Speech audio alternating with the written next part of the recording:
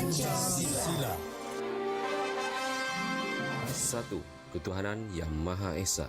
2. Kemanusiaan yang adil dan beradab. 3. Persatuan Indonesia. 4. Kerakyatan yang dipimpin oleh hikmat kebijaksanaan dalam permusyawaratan perwakilan. 5. Keadilan sosial bagi seluruh rakyat Indonesia.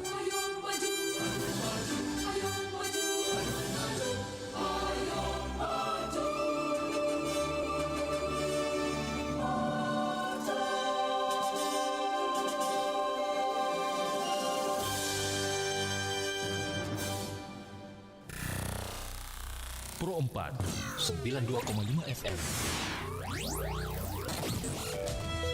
Suara Budaya Sulawesi Selatan.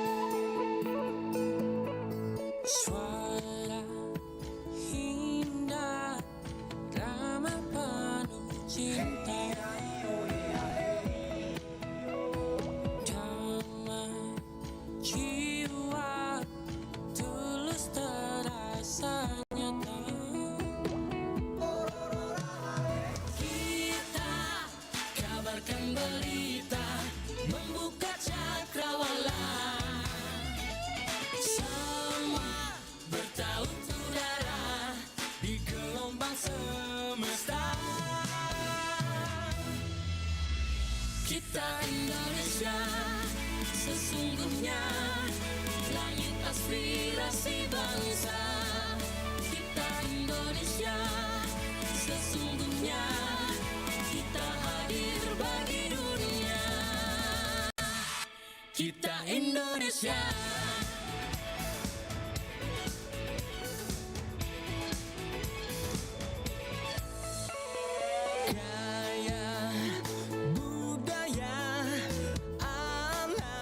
Tulistiwa,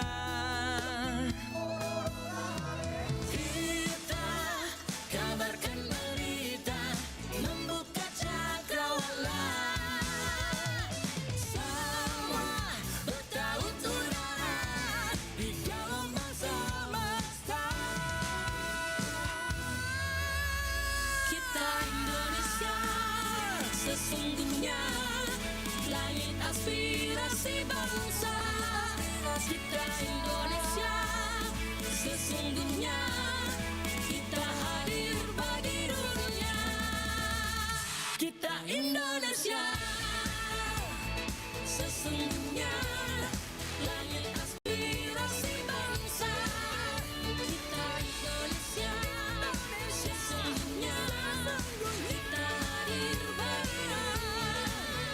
Kita Indonesia, sesungguhnya langit aspirasi bangsa. Kita Indonesia, sesungguhnya kita hadir bagi dunia. Kita Indonesia, sesungguhnya. RRI Digital. Nikmati kemudahan interaksi, partisipasi, dan kolaborasi dengan RRI Digital. Interaksi, dengar dan saksikan siaran langsung kami, daftarkan akun Anda, dan mulailah berinteraksi di setiap program dan konten kami. Partisipasi, kreasikan konten Anda berupa berita, podcast, vlog, film, musik, dan playlist. Kolaborasi, kami mengajak berbagai komunitas untuk berkembang bersama melalui digital platform. RRI Digital kini juga menghadirkan terobosan baru, workspace platform, dan online learning platform dengan fasilitas-fasilitas unggulan, monitor impact and outcome, meeting online, video conference, dan library. RRI Digital menghadirkan fitur-fitur untuk peningkatan interaksi, partisipasi, kolaborasi, workspace, dan learning. Segera download RRI Digital.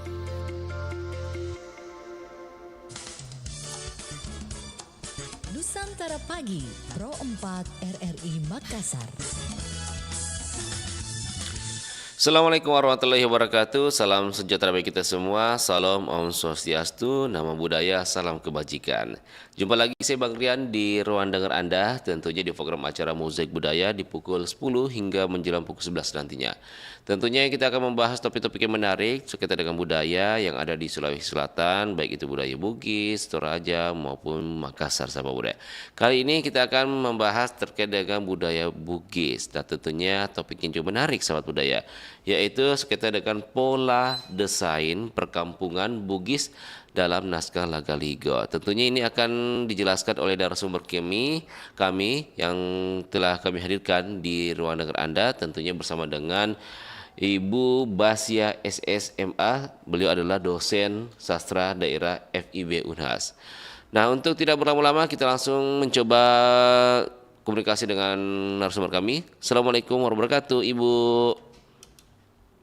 Waalaikumsalam warahmatullahi wabarakatuh. Bagaimana kabarnya pagi hari ini, Ibu?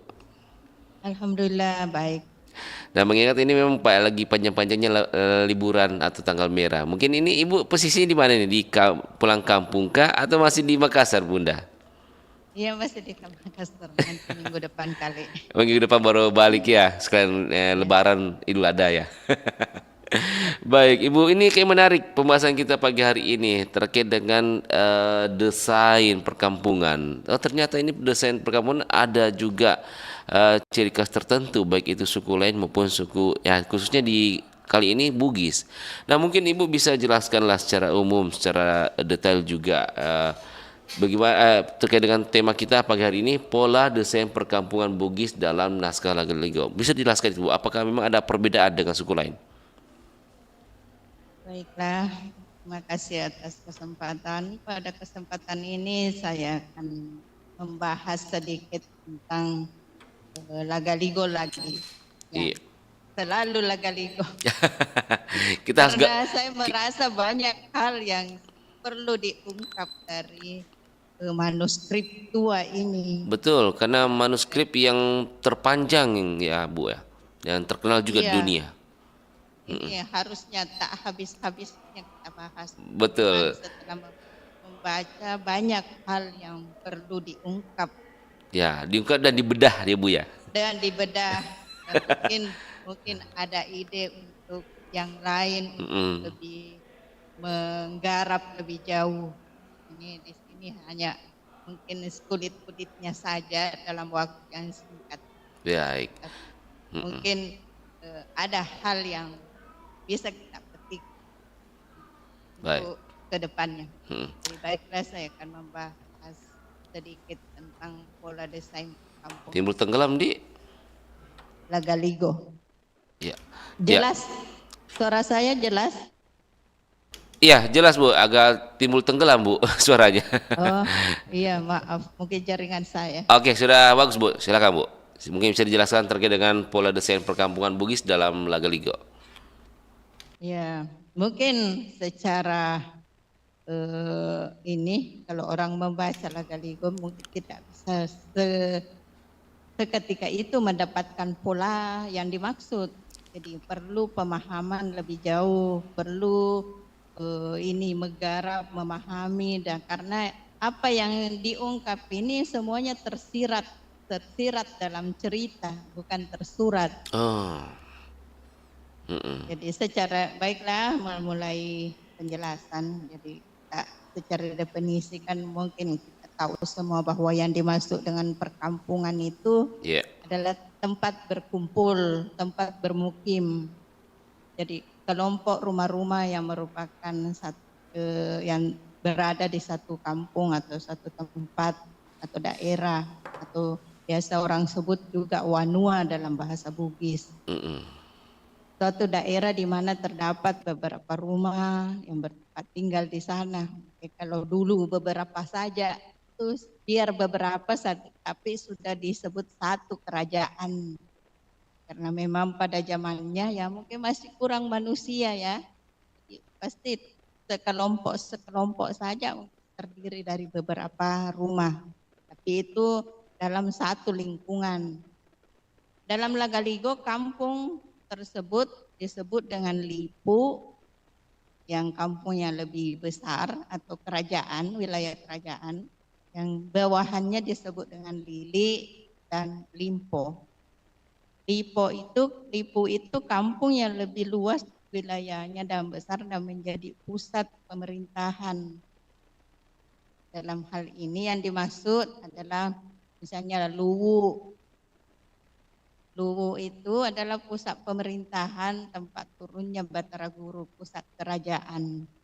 Dan dia memiliki wilayah-wilayah bawahan atau kerajaan-kerajaan kecil yang disebut dengan Palili.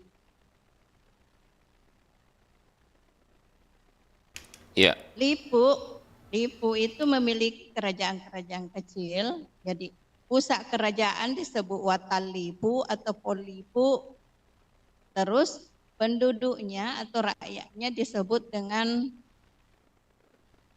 Tomalipu. To itu artinya tahu, orang yang bermukim, orang yang tinggal, atau dalam kosakata lainnya biasa disebut dengan Pak Banua.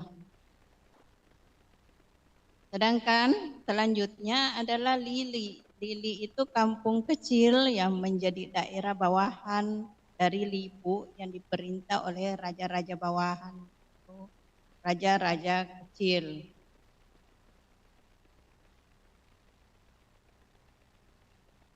Ya. Ya, sedangkan Limpo kampung dalam skala yang lebih kecil lagi dari Lili, dan dalam wilayah yang lebih sempit, itu Limpo. Jadi mungkin kalau kita bisa analogikan sekarang, mungkin ada wilayah kabupaten, itu adalah Lipu, kecamatan itu Lili, desa-desanya adalah Limpo. Iya. Dalam Lagaligo ada 3 tempat yang merupakan 3 tempat itu disebut dengan Lipu atau kerajaan besar karena kerajaannya adalah turun dari langit, disebut Tomanurung, dan ketiga tempat itu disebut Onronganurungeng. Di dalam teks disebutkan bahwa telumi Onronganurungeng. Yanar itu Luwu, Tompotika, Wewandriu. Nama-nama tempat itu adalah nama-nama kerajaan yang sederajat di bumi, nama kerajaan yang ada di bumi yang sederajat. Mungkin ada gunanya mereka ini sang pencipta menurunkan raja-raja dari 3 tempat itu karena suatu waktu itu adalah tempat untuk mencari pasangan yang sederajat karena ada 3 raja yang sederajat yang dimaksud. Apa itu ketiga rajanya, Bunda? Yaitu ketiga rajanya itu Batara Guru di Luwu dengan istrinya Weni Limo, terus Laurum Pesti di Tompotika dengan istrinya Wek Padaude, dengan ada namanya Wewandriu yang rajanya namanya Langiri Sompah. Jadi tidak disebut siapa istrinya karena mungkin ini 2 tempat ini saja yang disebut untuk nanti cerita selanjutnya untuk keturunan manusia-manusia generasi dari generasi. Batara Guru melahirkan Batara Latu untuk ayahnya Sabir Gadin, dan Wek Padaulen dengan suaminya Laurum Pesti melahirkan Wek Sengeng yang ibunya Sabir Gadin. Dan nanti sampai kepada itu bukan masalah itu yang saya akan bahas. Masalah yang dibahas ini adalah mengenai Lipu itu sendiri. Adalah bagaimana sih model atau desainnya yang digambarkan, karena yang ada dalam kali itu hanya gambaran dalam bentuk analogi cerita. Jadi dianalogikan dalam bentuk secara definitif tapi tersirat dalam cerita, baik itu melalui perumpamaan perumpamaan melalui kosakata dan makna. Misalnya kata lili. Lili itu secara makna harfiah, lili itu keliling atau yang mengitari. Sama dengan limpo. Limpo itu keliling mengitari. Jadi mungkin dengan gambaran itu bahwa di tengah ada pusat. Jadi pusat di tengah itu adalah mungkin sebagai watalipu atau pusat kerajaan. Dan sekitarnya itu ada wilayah-wilayah kecil yang mengitari. Jadi dari model itu yang mengitari, mungkin itulah model perkampungan, desain perkampungan yang membedakan dengan sekarang. Kalau kita yang ada di realitasnya sekarang, perkampungan itu bukan mengitari tapi mengikuti jalan, sepanjang jalan. Iya. Ya, di mana ada jalan raya, di situ ada perkampungan. Kalau gambarannya dalam Lagaliko, jadi dia dalam mengitari pusat-pusat ini, pusat kerajaan, pusat pemerintahan. Terus di batas-batas daripada kampung itu dibatasi oleh namanya palla. Jadi namanya palla atau itu pagar, tapi pala ini dari tumbuhan yang tumbuh dari jenis-jenis tertentu yang mungkin hasil petik. Jadi pala malimpo. Jadi kalau melihat satu kampung pasti ada kayak hutan yang di sana itu semacam hutan rimba begitu, tapi di dalamnya itu ada pemukiman. Tapi apa tandanya kalau dia ada pemukiman? Jadi pala, hutan-hutan dalam jenis tertentu yang banyak itu seperti mungkin saat ini disebut perkebunan. Jadi di tengah-tengah itu ada pemukiman dan mungkin dari jauh yang bisa dideteksi bahwa ada pemukiman di dalam adalah rumpu api. Api itu rumpu api, kepulan asap, kepulan asap dapur, artinya di dalam itu ada kehidupan.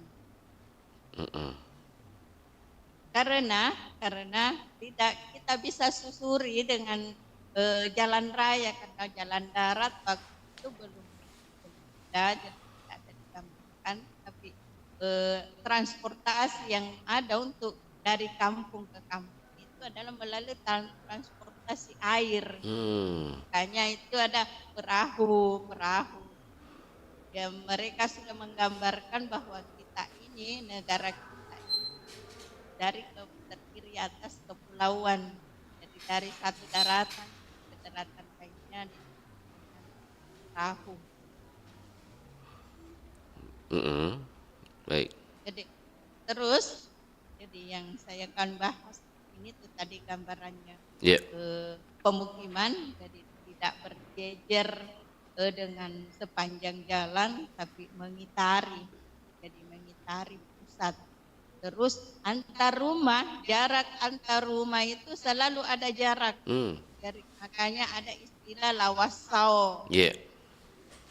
Ada antar rumah itu ada jarak lain, faktornya kurang, tapi memang harusnya begitu. Ada perantaraan di antara rumah tapi tidak dibatasi oleh pagar atau tembok. Jadi rumah ada antaranya tapi tidak ada batas. Tidak ada batas antara rumah satu. Ini gunanya mungkin untuk supaya bisa antara tetangga dan yang lain meskipun berjarak tapi tidak batas. Jadi mungkin itu saja dulu, sebentar melanjutkan penjelasan. Baik. Nah, sempat tadi disebutkan bahwa ini terkait dengan desain dari 3 tingkatan tadi nih. Ya, kalau bisa digambarkan ini kayak sebuah lingkaran ya Bunda. Ini yang titik pusat pemerintah itu berada di tengah. Sedangkan yang kedua itu di luar dari benteng mungkin ya. Yang paling ujung itu juga mungkin yang terluar. Itu semua dari ketiga itu mempunyai kerajaan Bu. Kerajaan besar, kecil sampai kecil sekali gitu ya Bu. Iya, demikian. yang gambarannya. Mm-mm. Jadi ini antara jarak antara raja kecil, raja yang lebih besar atau yang level tinggi, menengah, yang di bawah itu masing-masing ada wilayahnya dan ada kitarannya, ada lingkaran yang mengelilingi. Misalnya yang lebih kecil, lebih bawah, ada yang mengelilingi juga rakyat-rakyatnya yang wilayah pemerintahannya di bawah, tengah juga dikitari oleh yang para bawahannya dan lebih besar semuanya menyangkut semuanya. Berarti memang dalam naskah lagi-lagi ini terkait dengan pola desa ini memang sejak dulu orang sudah mengetahui terkait dengan tata kota mungkin ya, mungkin bisa dikatakan tata kotanya sudah ada ilmunya sejak dulu ya Bu ya. Iya betul. Jadi ini bisa digarap lebih jauh mungkin gambarannya oleh arsitek perkotaan bahwa itu setiap ini harus ada ruang terbuka. Jadi harus nyatet tidak rumah itu berjarak karena ada juga ini kearifan lokal yang sampai sekarang dianut oleh orang Bugis bahwa setiap rumah itu harus memang ada jarak karena tidak boleh dalam bahasa Bugisnya si teting waituro. Apa jadi, itu? Rumah satu dengan rumah lainnya tidak boleh satu siringan berdua. Jadi pemalih dan entah apa pemalihnya toh. Oh, tidak dijelaskan Bu, apa alasannya tapi untuk mengetahui maknanya perlu ada penelitian, kajian lebih jauh, pasti ada makna di balik itu. Baik. Nah, tadi ada 3 tingkatan tatak perkampungan. Apakah kalau dilihat dari sisi strata sosialnya berbeda, Bunda, antara yang di perkampungan besar, sedang hingga kecil? Jadi dari strata sosial jelas berbeda ya. Yang di Lipu yang wilayah besar itu tentu adalah para orang-orang istana dan kerabatnya yang bermukim di sekitarnya, dan di wilayah Palili yang wilayah Lili itu adalah raja-raja bawahan dan yang hidup di sekitaran paling dekat dengan istana masing-masing, baik istana yang besar atau pokoknya pusat-pusat pemerintahan, pasti yang terdekat adalah para kerabat. Jadi orang-orang dekat, kerabat dan para abdi-abdi. Berarti memang sudah jelas berbeda stratanya. Nah, kalau kita melihat Bu, ini kan ada kerajaan besar, sedang hingga kecil. Ini masih selaras visi misinya atau masih dalam bagian kerajaan Luwu secara atau kerajaan Luwu Raya gitu, atau memang terpisah, bahkan sempat mungkin bersinggungan dengan raja besar, kecil, atau memang bagaimana Bu? Dalam hal ini tidak ada yang menjelaskan bahwa mereka itu bersaing kerajaan. Jadi semua bahu-membahu kebesaran Luwu.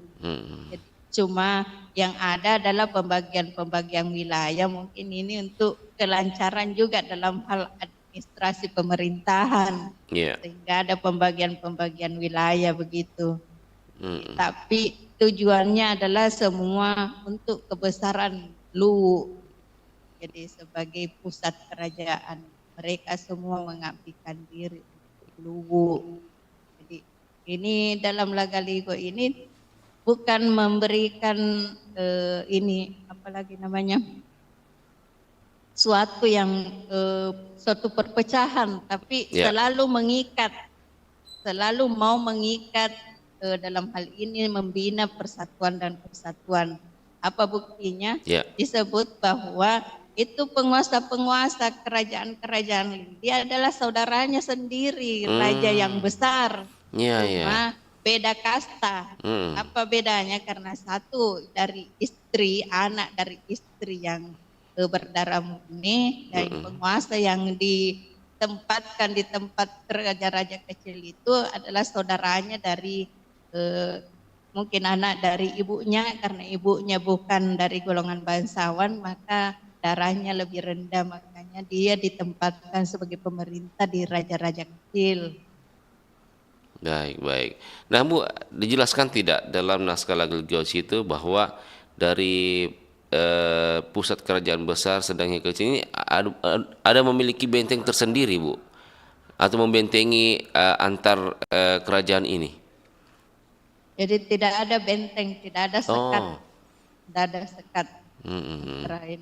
Jadi semua disebut sebagai satu, yang mengikat di sini adalah tali persaudaraan. Tali persaudaraan. Jadi semua raja-raja yang ada, yang 3 raja besar itu semua bersaudara. Oh, saudara. Terus raja-raja kecil itu penguasanya adalah saudaranya, Raja Lu sendiri. Jadi penguasa, cuma derajat darahnya lebih rendah, maka dia hanya bisa memerintah di kerajaan kecil. Baik.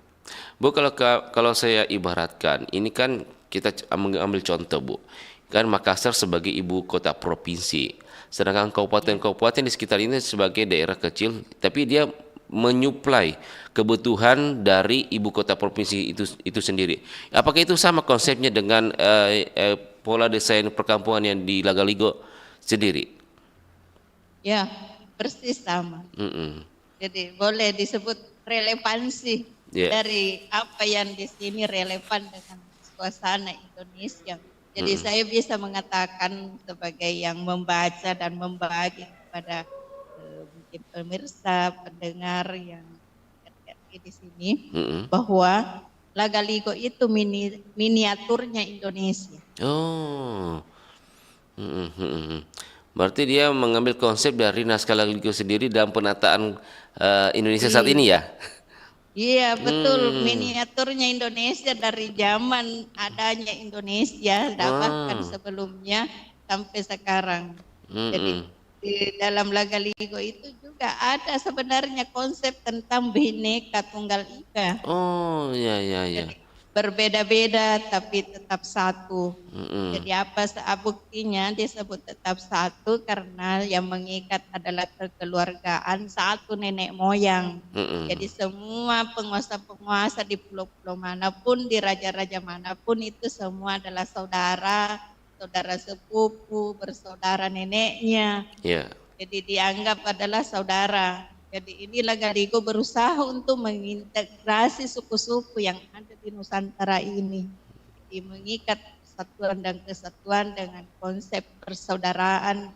Dalam hal ini dalam bahasa Bugis, asejingeng. Asejingeng.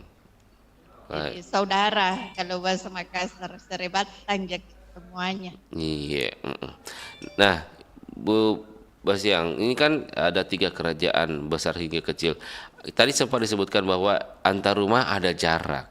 Nah, kalau saya mau tarik dari sisi rumahnya sendiri, apakah ada perbedaan Ibu desain rumah di kerajaan besar sedang hingga kecil itu sendiri Bu?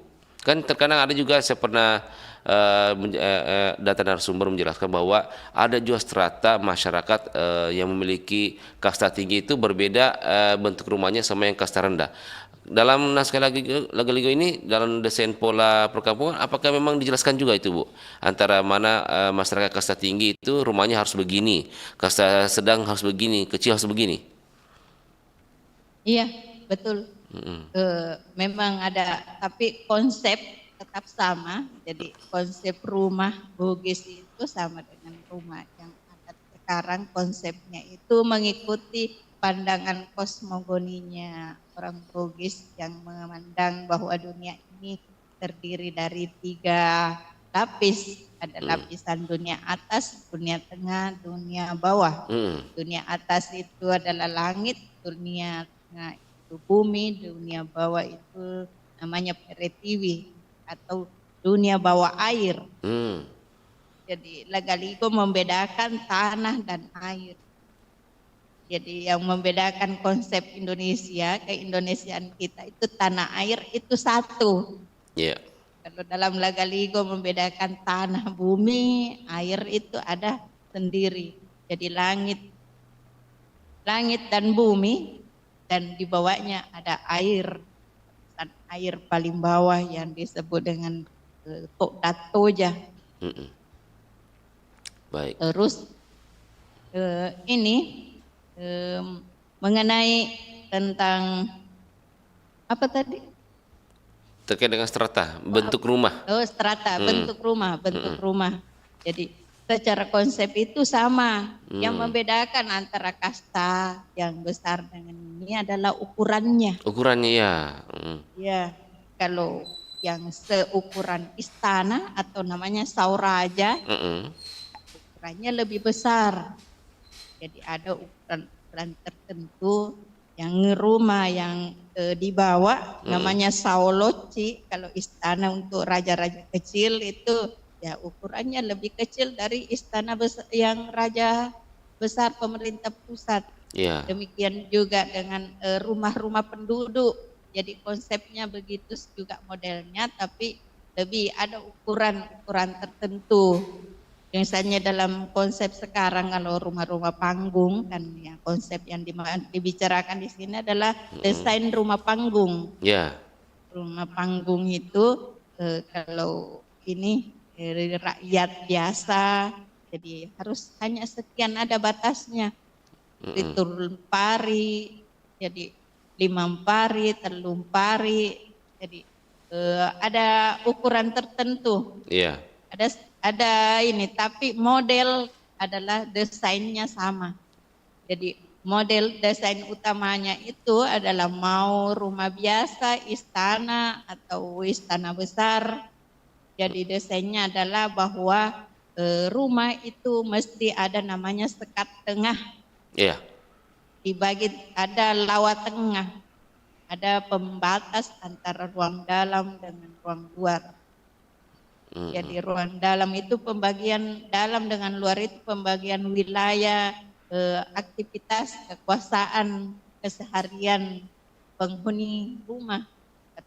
Istana di dalam itu para putri, di luar adalah putra. Iya. Nah, Ibu, ini kan kan yang terpusat itu Lipuk ya, Bu ya. Yaitu merupakan kerajaan besar ya, Bu ya. Apakah ini kerajaan besar ini mengatur kerajaan di bawahnya itu harus menyesuaikan dengan pola-pola desain perkampungannya sendiri, atau dia mengatur sendiri desain pola perkampungannya?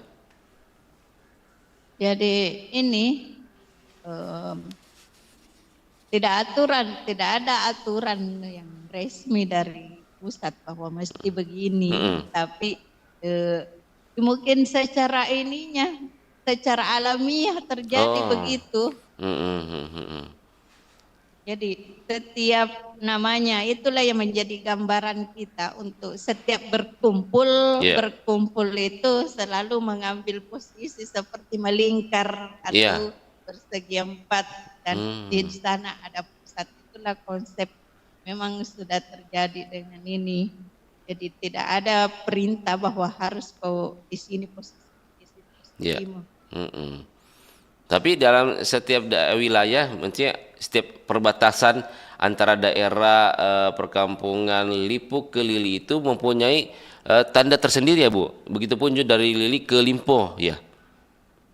Kayak semacam gerbang perbatasan daerah gitu. Itu mempunyai ciri khas sendiri ya, Bu, ya, perbatasannya. Jadi tidak digambarkan seperti itu. Ada pintu gerbang masuk perkampungan ini ya. Oh, tidak dijelaskan dalam naskah, Bu? Tidak dijelaskan. Tidak dijelaskan.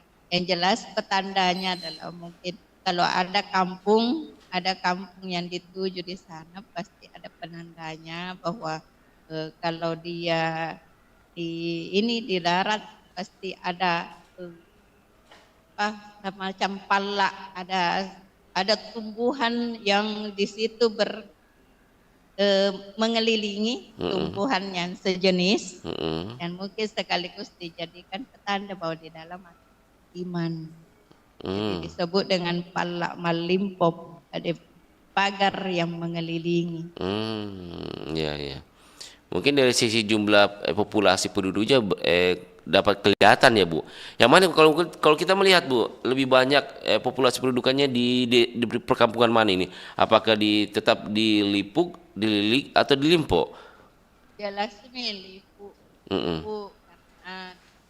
Karena yang kecil-kecil itu pasti banyaknya. Ya. Kan bersebaran, bukan satu lili banyak. Jadi sama dengan desa-desa kan. Jadi desa-desa itu banyak, dalam satu desa mungkin hanya sekian orang, tapi desa lain ada lagi. Berarti makanya semakin jauh itu perkampungan, semakin berjarak jauh juga mungkin rumahnya ya, atau berkurang juga populasinya gitu ya? Tidak demikian. Setiap tetap ada jarak tertentu karena dia mau dekat-dekat, ada jaraknya. Tidak bilang karena luas di tempat tak bebas mau di sana. Tentu ada yang menjadi pusat-pusat perkampungan itu biasa daerah-daerah yang misalnya pesisir, daerah aliran sungai. Jadi tetap memandang strategi, bagaimana di tempat-tempat yang strategis. Jadi strategis untuk melakukan perjalanan pasti dekat muara, dekat mungkin kalau di ada sumber-sumber kehidupan yang dekat. Baik. Di sekitarnya ada air. Jadi terutama ya pasti mendekat ke sumber-sumber air. Sumber-sumber air, betul. Baik Bu, sebelum kita lanjutkan, kita lewatkan dulu satu buah lagu Bu. Nanti kita akan kembali lagi, masih ada pertanyaan yang kami akan tanyakan kepada Ibu. Tetap masih bersama kami Bu di Purwokerto Makassar.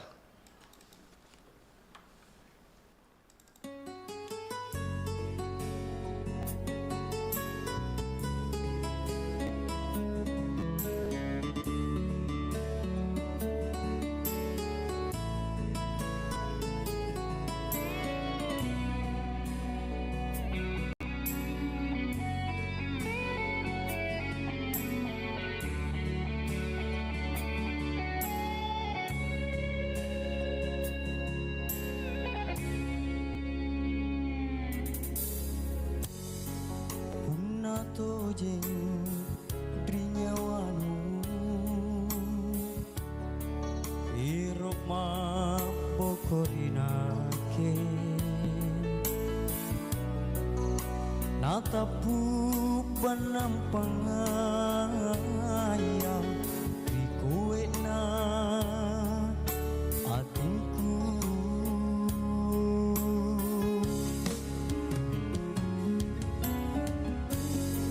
Lokoto jeng minyawanu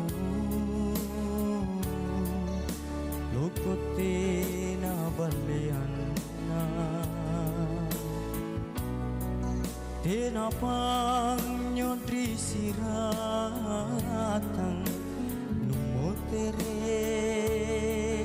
rinake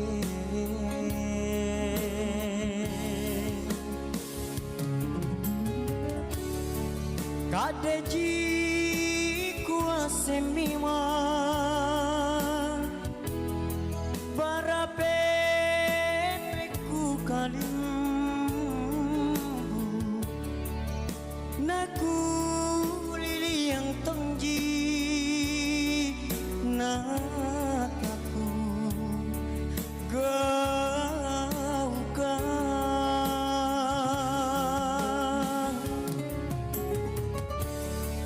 Pamoporang di Rita benanyawaku Inake mapasalasa Rikana lepakali julu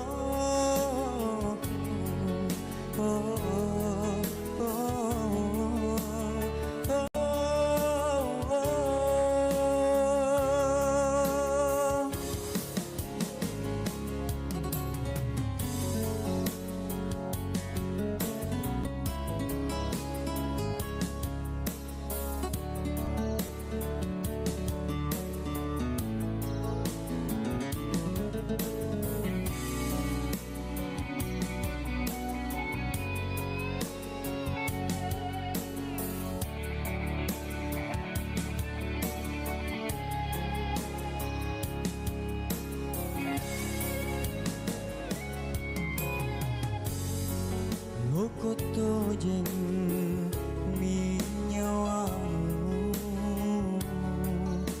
lokote na baleana tinapang nyodri siratang numotere rinake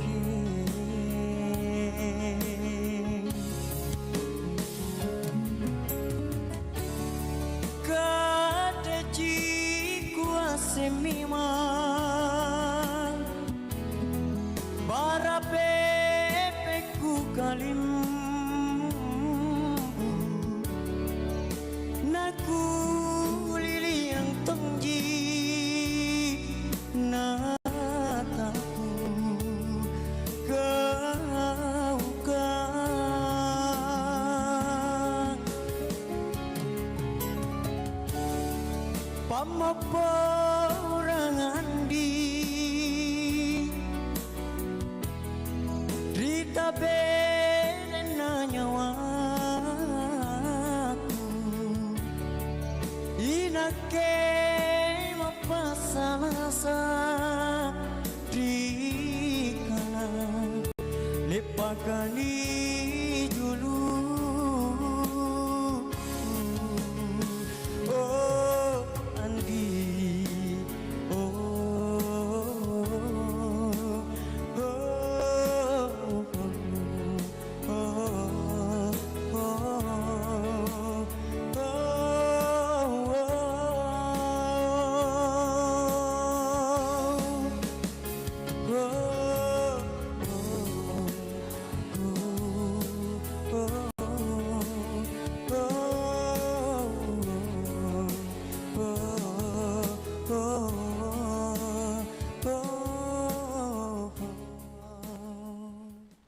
Mbak Dewi? Mbak Dewi? Mau gabung judi online nggak? Seru loh, beda sama judi yang lain. Siap. Ya Mbak Dewi malah nyuruh diam. Ya udahlah, kita dangdutan aja kali ya. Pasal 427 Undang-Undang KUHP berbunyi, setiap orang yang menggunakan kesempatan main judi yang diadakan tanpa izin dipidana dengan pidana penjara paling lama 3 tahun atau pidana denda paling banyak kategori 3 senilai 50 juta rupiah. Stop judi online. Nusantara Pagi, Pro 4 RRI Makassar. Sorry Batam Malam masih bersama Bang Rian di acara Mozaik Budaya. Kita lanjutkan lagi pembahasan kita bersama Ibu Basiang. Ibu masih bersama kami? Iya, masih. Iya. Bu, ini di penghujung acara kita. Mungkin saya mau tanyakan Bu, kalau kita melihat ini Kerajaan Luwu sendiri ini, kalau kita melihat dengan kondisi ini itu sampai mana batasan wilayah-wilayah yang tadi sesuai dipetakan bahwa ada kerajaan terpusat, sedang hingga terkecil, itu kalau kita melihat sekarang itu wilayahnya sampai di mana Bu di Sulsel sekarang? Untuk saat ini, jadi ada nama-nama tempat yang masih bisa kita telusuri hingga kini yang masih digunakan, dan ada nama-nama tempat yang kita tidak lagi bisa telusuri, tapi mungkin itu tempat itu ada, tapi sekarang ini dia berganti nama. Itu di mana-mana saja? Misalnya, kalau ada nama tempat di Lagaligo disebut Pujananting. Jadi sekarang ini ternyata Pujananting itu yang dimaksud adalah baru. Jadi masih ada mungkin kampung-kampung yang di sana, kampung kuno yang disebut Pujananting, tapi entah jadi kampung nama ini dusun kah apakah, tapi nama tempat itu ada itu baru dulu. Sekarang yang dulunya Pujananting. Dan yang kemudian ada Pangkep namanya Siang, dalam naskah itu disebut Siang, Pangkajenek Kepulauan. Oh ya. Itu tadi baru sama Pangkep itu masuk kerajaan sedang kecil. Jadi dia itu Lili ya, bagian dari pemerintahan pusat Luwu. Jadi semua berpusat di Luwu. Sampai sampai dipangkap itu wilayah kerajaannya Jadi Luwu dulu. seluruh bumi ini bahkan pusatnya adalah Luwu. Oh, seluruh bumi ini. Manusia jadi dalam ceritanya ini adalah manusia pertama di bumi di Luwu. Oh, iya ya. Berarti seluruh dunia ini pusatnya itu di Luwu gitu Bu ya. Iya. Pemerintahnya. Iya. Berarti kerajaan-kerajaan di luar dari Luwu itu merupakan kerajaan-kerajaan kecil gitu ya Bu ya. Ya kecuali yang tiga tempat tadi yang disebut Tompotika, Wewangriu dengan Luwu sendiri. Baik. Kerajaan yang ada Tomanurunnya di era Lagaligo. Itu berdasarkan dengan naskah yang ada di Lagaligo. Iya, dalam kemudian era Tumanurung berikutnya ada di periode sejarah dan lain lagi ceritanya. Ini tentang Lagaligo yang menyebut dalam cerita. Baik, nah Bunda di penghujung acara mungkin bisa disimpulkan terkait dengan topik kita pagi hari ini membahas dengan pola desain perkampungan Bugis dalam naskah Lagaligo. Mungkin silakan bisa disimpulkan Bunda. Jadi sebagai kesimpulan kali ini mengenai pola desain perkampungan Bugis seperti diuraikan pada kesempatan ini sebenarnya jadi saya mau menyampaikan satu kandungan makna dari yang tersirat dari naskah ini cerita ini sebagai jadi naskah yang disebut sebagai media literasi tentang peradaban masyarakat Bugis.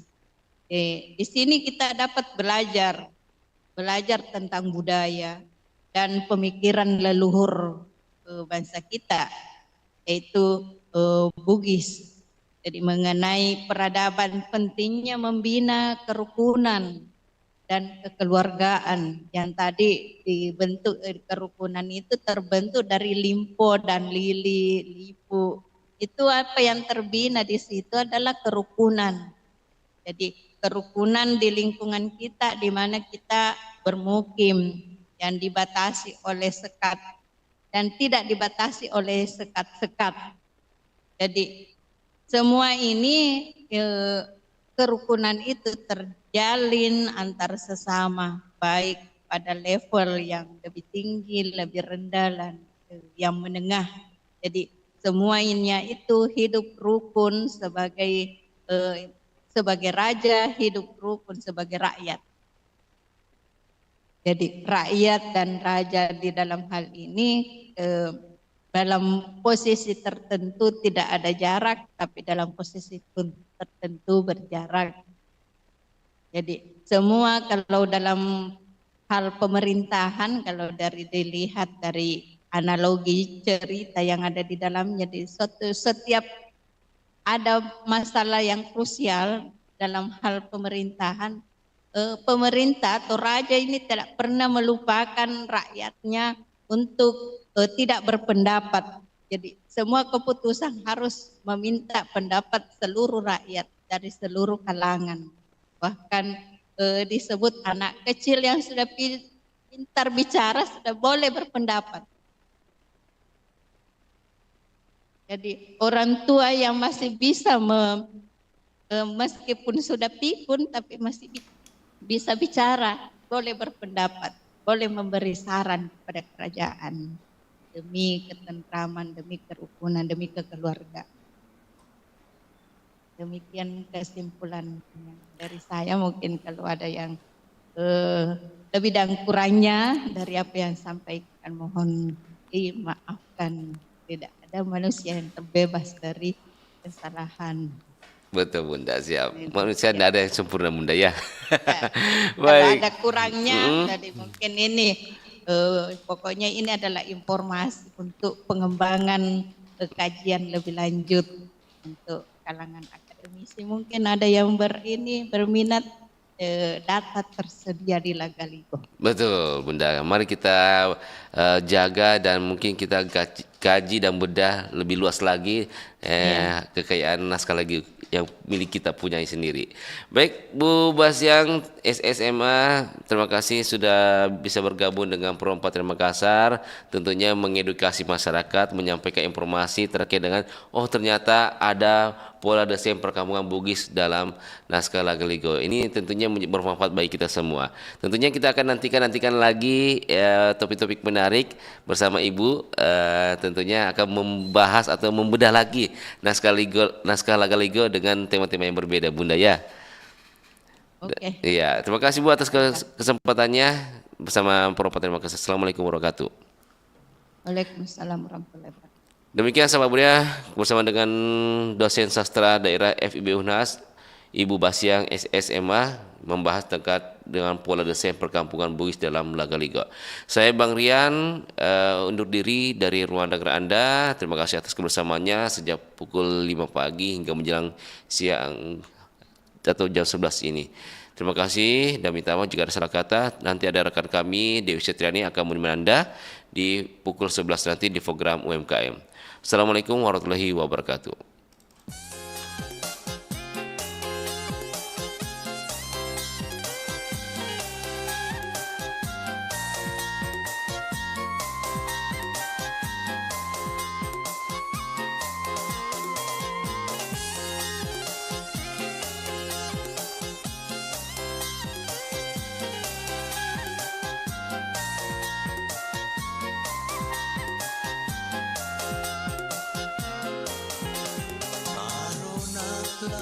Lawan